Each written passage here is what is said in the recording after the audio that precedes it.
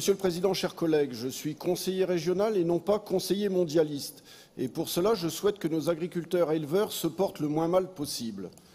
C'est pour ça que je demande la création d'un fonds d'avance de trésorerie doté dans un premier temps de 700 000 € qui viendrait pallier les problèmes administratifs liés au retard de paiement provenant notamment des fonds européens, FEADER ou autres.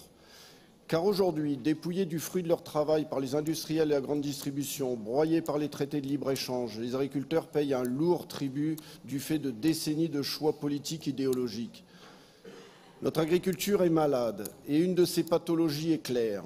On lui impose beaucoup en termes sociaux, environnementaux et sanitaires, tout en la mettant en concurrence directe avec des agricultures ultra subventionnées et largement déréglementées.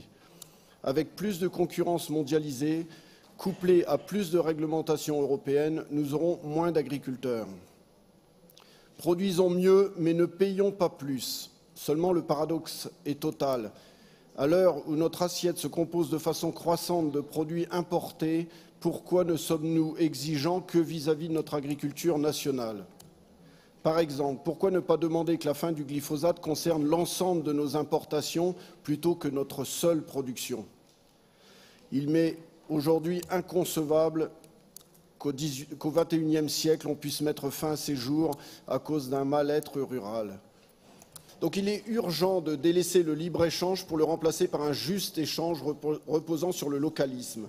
Je ne suis pas. Le Rassemblement national n'est pas pour, comme vos plans d'urgence l'envisagent à chaque fois, je vous cite, pour la restructuration de nos exploitations agricoles afin de définir les différents modèles d'exploitation soutenables.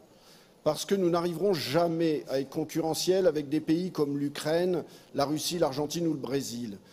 Le Conseil régional essaie, par des mesures, de corriger les effets du modèle mondialiste que vous défendez par ailleurs. Ces mesures, je vous le signale, nous les votons souvent favorablement car c'est toujours une bouchée d'air bonne à respirer pour les agriculteurs en attendant des jours meilleurs qui ont du mal à venir. Il est donc urgent de délaisser le libre-échange par un juste échange reposant sur le localisme. Un tel modèle est gagnant sur le plan économique, sur le plan écologique, mais aussi, on l'oublie souvent, sur celui de l'aménagement des territoires. Il est urgent de mettre fin à la concurrence déloyale en interdisant les importations qui ne respectent pas nos normes, mais aussi celles de denrées produites selon des procédés interdits en France. Au-delà de l'aspect économique, c'est aussi la santé de nos compatriotes qui est en jeu. La liste des scandales sanitaires est déjà bien longue, elle risque hélas de s'allonger encore. L'agriculture régionale et française, qui pendant des siècles a fait la fierté de la France tout en assurant sa souveraineté alimentaire, perd du terrain et risque désormais un affaiblissement irréversible.